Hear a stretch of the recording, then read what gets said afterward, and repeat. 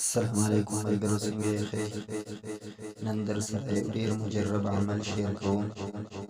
هغه عمل هغه د سحر او د ماښام په وخت کې دعاګانې دي. یعنی هغه دعاګانې درته ښایم چې کومې په احادیثو کې راغلي دي د سحر او د ماښام په وخت کې، چې نبي علیه الصلاة والسلام د هغې د ویلو حکم کړی دی د سحر او د ماښام په وخت کې. په هغې کې اولنۍ دعا دا ده: بسم الله الذي لا يضر مع اسمه شيء في الأرض ولا في السماء وهو السميع العليم. کم یو کس چې سحر او ماښام درې فیرې دا دعا وایي، الله تعالی به د هر قسم مصیبت نه، د هر قسم ضرر نه محفوظ ساتي. دویم دا دعا ده چې اعوذ بکلمات الله التامات من شر ما خلق. کم یو کس چې سحر او ماښام درې فیرې دا دعا وایي، الله تعالی به هغه د هر قسم موذي ځناورونه، لکه مثلا مار شو، څومره زهریلا ځناور چې هغې نه به الله تعالی محفوظ ساتي. بله دا دعا ده چې په روایاتو کې د دې ډېر اهتمام راغلی دی او ډېر فضیلت یې په احادیثو کې راغلی دی.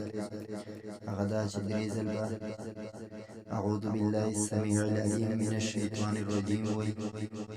د دې نه بعد به د سوره حشر اخرني درې آیاتونه وایي: هو الله الذي لا اله الا هو عالم الغیب والشهادة هو الرحمن الرحیم.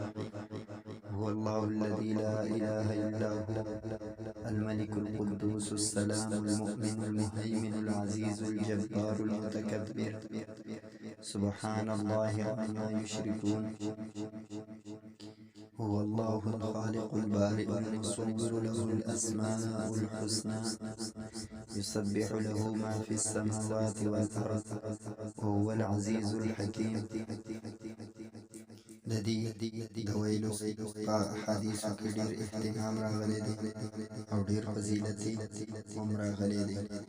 څلورم عمل دا دی چې درې قل سورتونه، یعنې قل هو الله احد، قل اعوذ برب الفلق، قل اعوذ برب الناس، او د هغې نه بعد د قرآن کریم د آیاتونه فسبحان الله حين تمسون وحين تصبحون وله الحمد في السماوات والأرض وعشيا وحين تظهرون يخرج الحي من الميت ويخرج الميت من الحي ويحيي الأرض بعد موتها وكذلك تخرجون. یعنې درې پیرې به دا قل سورتونه ووایي او د هغې نه بعد به دا آیاتونه ووایي.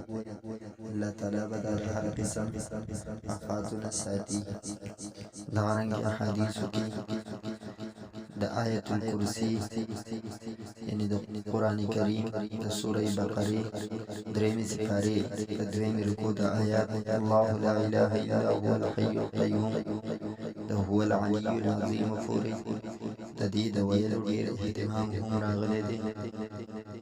او بل د دې آیت الکرسی نه بعد د قرآن کریم د 40مې سپارې آیاتونه حامیم تنزيل الكتاب من الله العزيز العليم غافر الذنب وقابل التوب شديد العقاب ذي الطول لا إله إلا هو إليه المصير. حدیث شریف کې راځي چې کوم یو انسان آیت الکرسی او د هغې نه بعد دا دوه آیتونه دا ووایي، نو که سحر یې وویل د ماښامه پورې به د تمامو بلاو، یعنې د مصیبتونو نه محفوظ وي، او که ماښام یې وویل نو تر سحر پورې به د تمام آفتونو نه محفوظ وي. دغرنګې زما عزتمندو چې کله سحر شي نو دا دعا ویل پکار دي. اصبحنا واصبح الملك لله والحمد لله لا اله الا الله وحده لا شريك له له الملك وله الحمد وهو على كل شيء قدير. ربي أسألك خير ما في هذا اليوم وخير ما بعده وأعوذ بك من شر ما في هذا اليوم وشر ما بعده. ربي أعوذ بك من الكسل وسوء الكبر.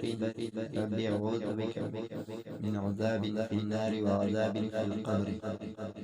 دغرنګ زما عزتمندو د دې دعا اهتمام راغلی دی. اللهم إني أعوذ بك من الكسل والحرم وسوء الكبر وفتنة الدنيا وعذاب القبر. تاسو له پکار دي چې کومې دعاګانې د احادیثو صحیحانو ثابتې د هغې اهتمام وکړو. الله تعالی به موږ د هر قسم آفاتو او بلیاتو نه محفوظ ساتي.